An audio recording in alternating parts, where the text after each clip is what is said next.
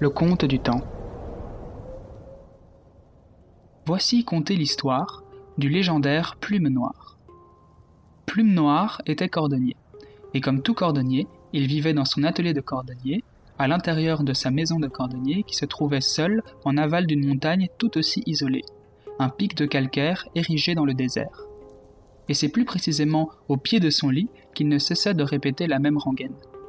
On m'a donné ce nom, et pourtant je déteste quand viennent les ombres. Plume noire par-ci, plume noire par-là, mais pour tout plume noire que je suis, la nuit ne m'est d'aucune amitié.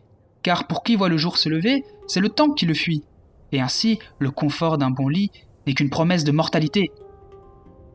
Alors un jour, Plume Noire décida de ne plus se soumettre au joug de l'horloge.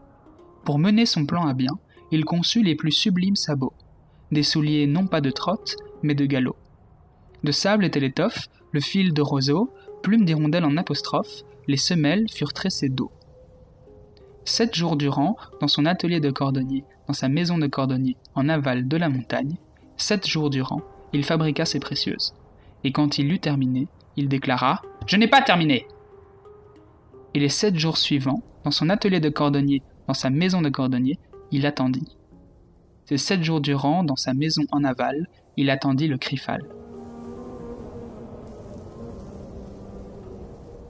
Lorsque la tempête de sable apparut, Plume Noire sortit pieds nus de sa maison de cordonnier, son œuvre dans les bras.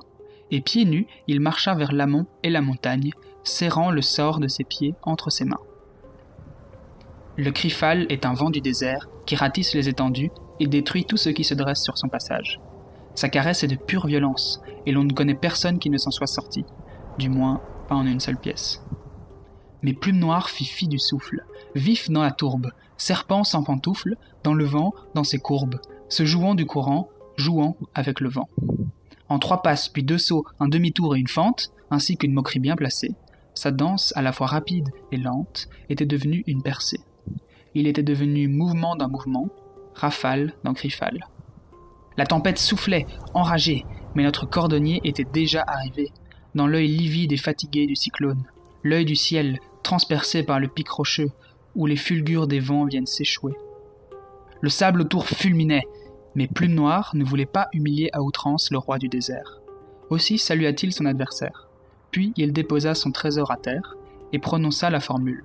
« Ô vent, ô turbule, ô furie, ô tumulte, je t'ai vaincu dans l'honneur, sans trucage. Je suis le chevaucheur et je suis venu voler tes nuages. Alors deviens mon comparse de trotte et rentre donc dans ses bottes. » Le vortex furieux accéléra dans l'instant, mais s'il pouvait gronder, il ne pouvait lutter. Et en quelques secondes, les bottes avaient englouti les vents. Tout était redevenu calme. Les grains de sable retombaient sous la toile de silence. Au milieu de la pluie d'or, Plume Noire jubilait. Il avait achevé sa création. Mais déjà à l'horizon, aux montagnes, les derniers rayons de lumière se heurtaient. La nuit allait tomber. Notre corbonnier aux plumes noires s'apprêta.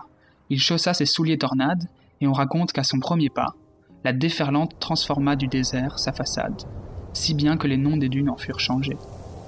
Dans un fracas assourdissant, Plume décolla, devenu vent parmi les vents.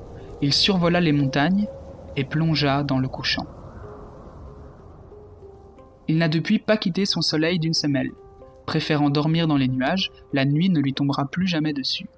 Partout où il va, l'immortel, même les arbres s'inclinent sur son passage. Cela fait des centaines d'années qu'il parcourt l'autour du monde, inlassablement, sans tenir le compte du temps.